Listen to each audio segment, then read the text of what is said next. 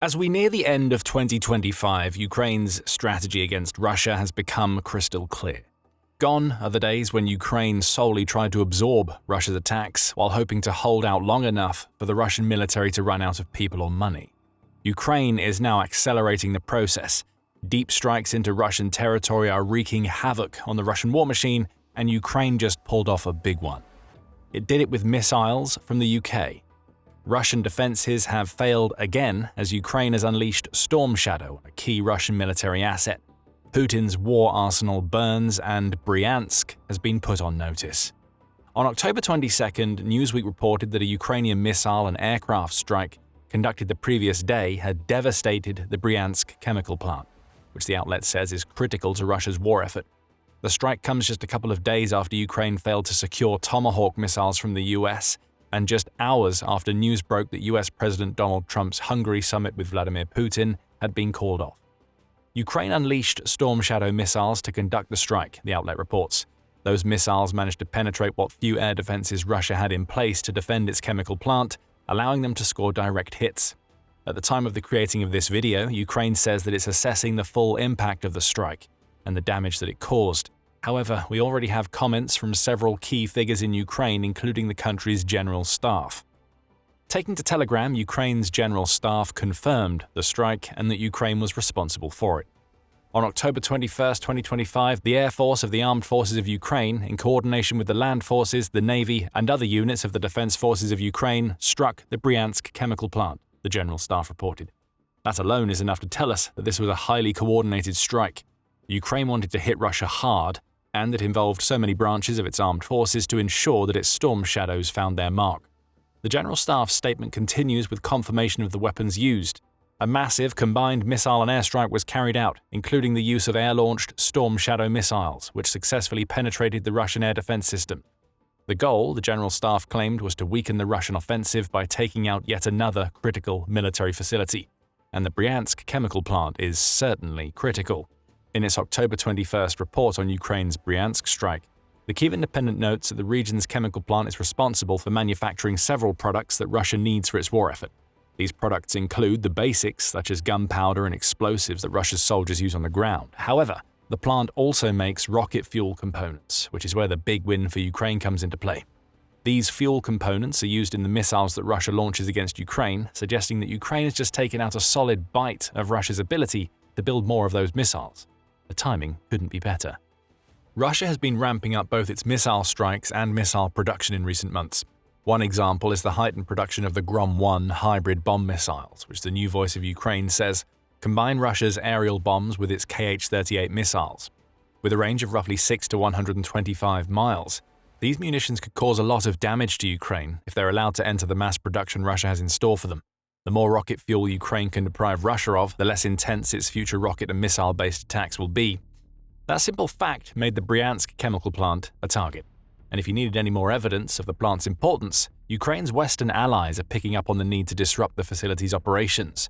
On September 12th, the Kyiv Independent reported that the UK had hit Russia with a fresh batch of sanctions, some of which targeted the plant. The facility is also sanctioned by the United States. Its proximity to Ukraine is also a problem.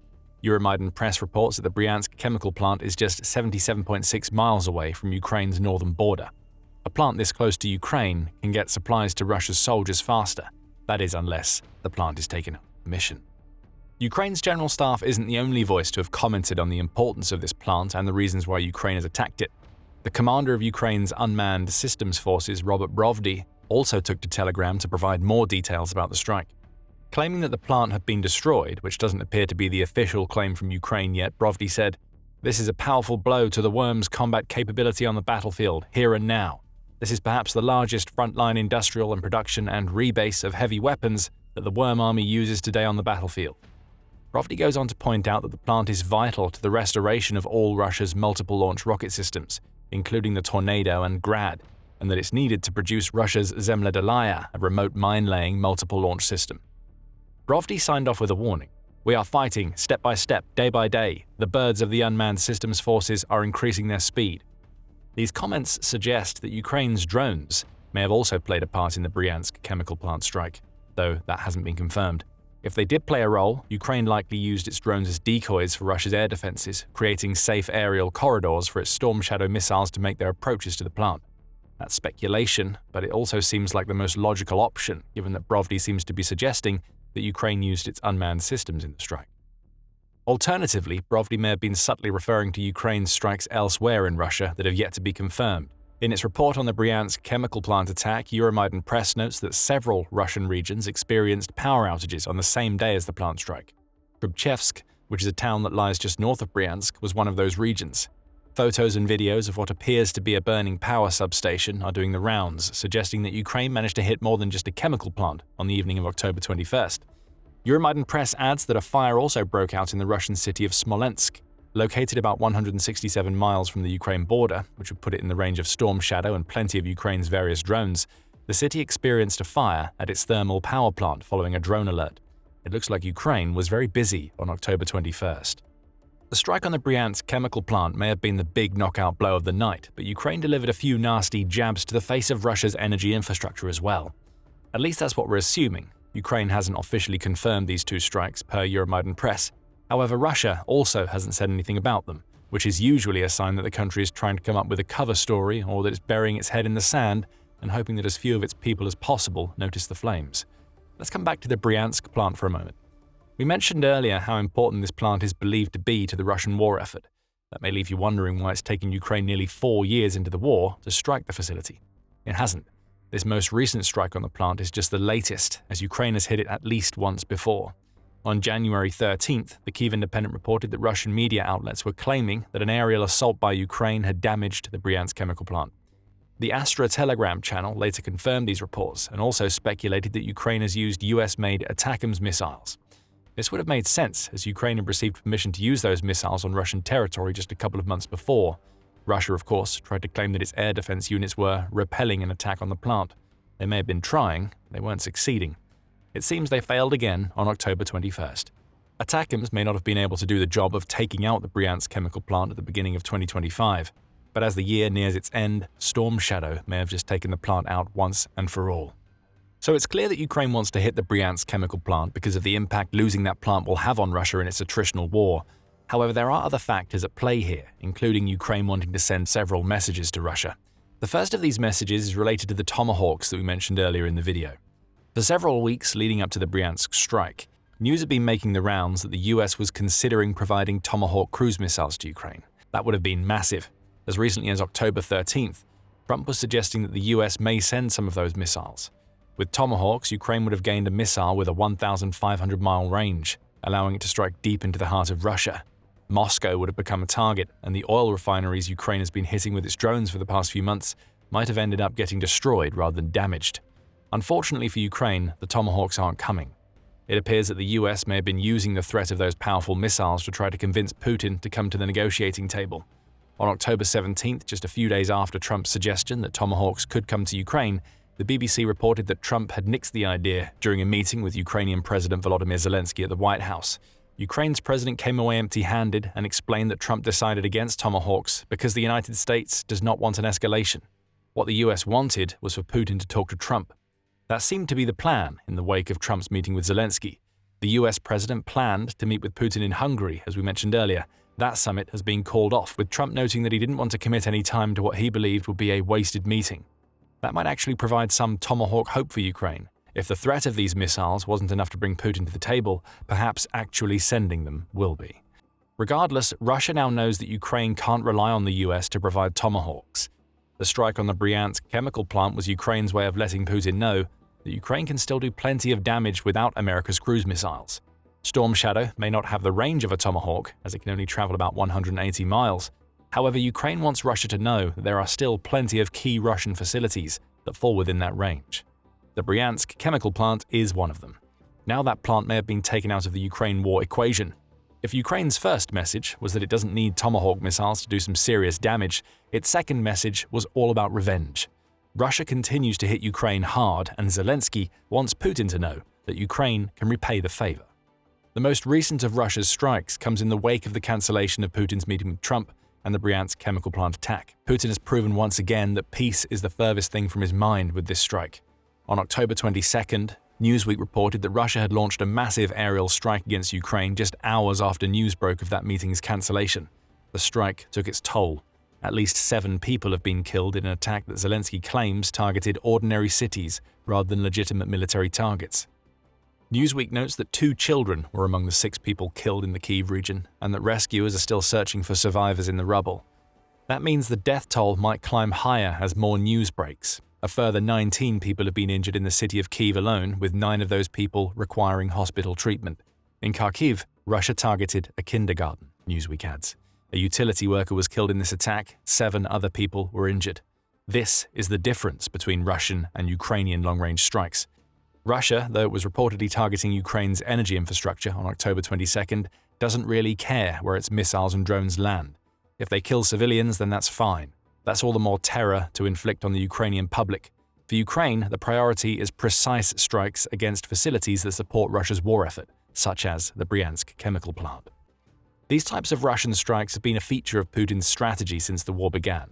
Statista says that 13,883 Ukrainian civilians have died due to Russian airstrikes and assaults since the war began, and it is revenge for these atrocities that fueled Ukraine's actions in Bryansk. And no less than Zelensky himself has made that precise point. On October 19th, just a couple of days before the Bryansk strike, Ukraine's president delivered his daily address to his country's people.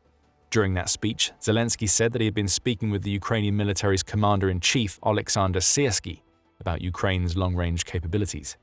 Those capabilities are now such that Ukraine will be responding to every Russian strike with comparable attacks, though with the difference we highlighted earlier. Russia attacks civilians. Ukraine strikes the Russian war machine.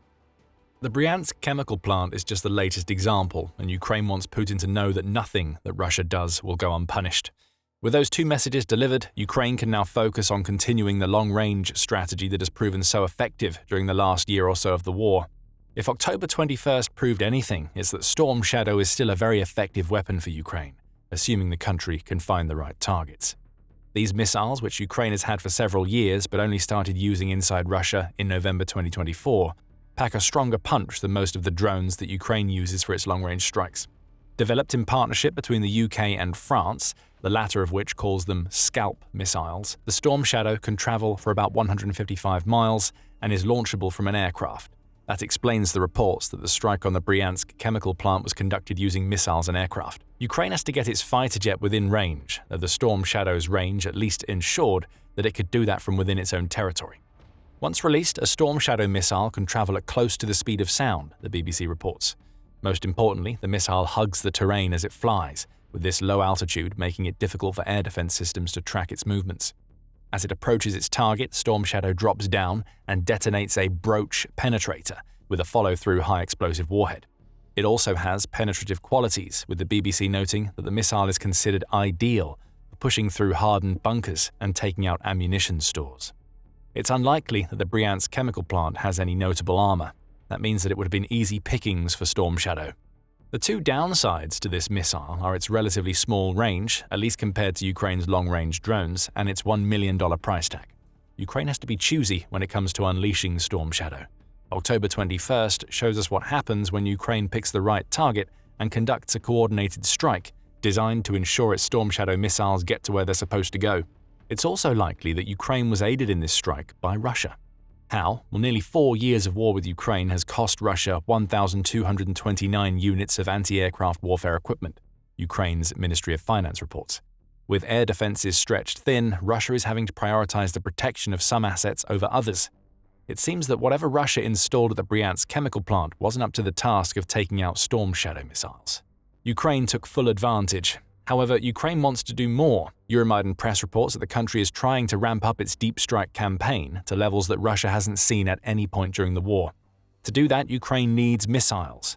Ukraine is building several missiles itself, including the new Flamingo, which the Kyiv Post suggests is powerful and cheap enough to change the strategic balance in Europe. However, Ukraine also needs more missiles from its allies. The Tomahawks are out of the equation, at least for now. However, Hudson Institute senior fellow Brigham McCown suggests that Ukraine needs hundreds of new missiles to take its deep strike strategy to the next level. Perhaps the UK and France can provide more Storm Shadows to help Ukraine meet those requirements, or maybe Ukraine will have to build the missiles itself. Whatever approach is taken, it at least looks like Ukraine is soon going to enjoy even more freedom in how it uses its Western-made missiles. That's according to United 24 Media, which reported on October 22nd that the US has lifted a restriction on missile usage that previously prevented Ukraine from using long-range missiles that rely on American targeting data to hit their marks. The suggestion of this lifted restriction has arisen in the wake of Ukraine's Storm Shadow strike on Bryansk, but Trump claims the story is bunk. He has labeled it as fake news and claimed that the US had nothing to do with those missiles, wherever they came from, or what Ukraine does with them. Is Trump telling the truth? It's difficult to say, but after the cancellation of the Hungary summit with Putin, the US president may now have an axe to grind, as his quest to achieve peace in Ukraine has hit another roadblock. Perhaps October 21st is a sign that Trump has lifted restrictions that previously prevented attacks like this, and that will only mean good news for Ukraine's deep strike campaign. As for Russia, a burning chemical plant in Bryansk may be a sign of what lies in the country's future. And another thing that may lie in Russia's future is the prospect of a version of Ukraine that is bolstered with troops from other nations. European troops are ready to enter Ukraine at a moment's notice, the UK claims, and the countdown has begun. Find out more in our video, and remember to subscribe to The Military Show for more videos covering Ukraine's latest successful attacks on the Russian military machine. And thank you for watching.